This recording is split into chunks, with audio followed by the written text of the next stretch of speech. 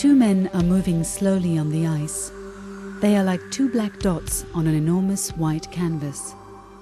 One of them is Fridtjof Nansen, in this moment making his way further up north on the planet than any other human being. In 1894, Nansen is already a recognized scientist internationally. He is celebrated for his work and for his will to challenge established ideas. But he is an impatient man, a quality more suited for changing the world than exploring the Arctic. After 400 years, Norway becomes an independent nation. The year is 1905 and Fridtjof Nansen has left the ice for diplomacy. Now he is entering a new arena as Norway's first ambassador to London. With his ever-disturbing impatience, Nansen escalates from national symbol to an internationalist. As the end of World War I revealed indescribable sufferings, Fridtjof Nansen became a front figure for the world's bad conscience.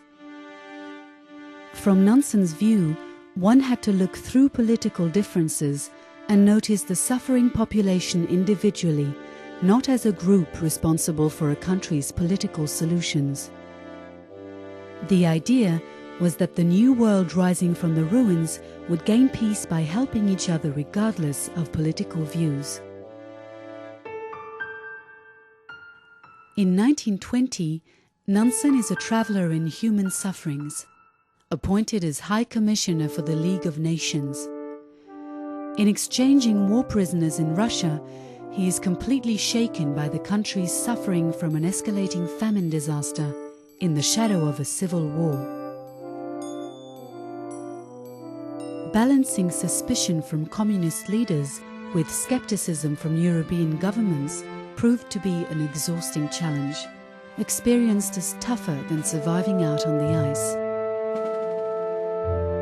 Nevertheless, when reporting to the League of Nations in 1922, he could inform about repatriation of over 400,000 prisoners of war from 26 countries, as well as a successful food program in Russia, which saved hundreds of thousands.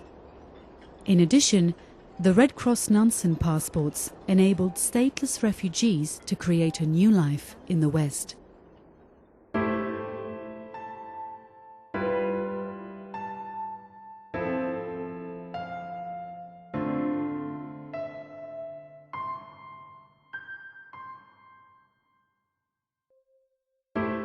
In December 1922, High Commissioner for Refugees Fridtjof Nansen awaits his receiving of the Nobel Peace Prize.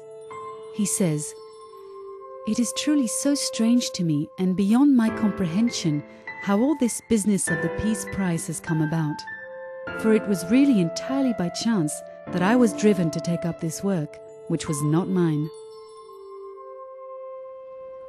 Both in the Greece-Turkey dispute and in Armenia, Nansen continued his work with securing conditions for refugees, constantly pleading for responsibility from the world leaders. In 1930, Fridtjof Nansen died, leaving for others to continue his work for the refugees of the world.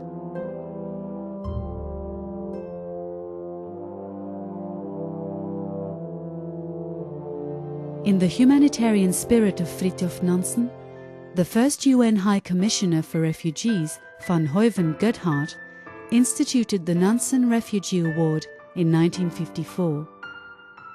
Recipients have been chosen from many different areas. Whatever their creed or origin, their age or their role in public life, they have one thing in common. They have put their efforts, time, minds and hearts into the pursuit of work for refugees.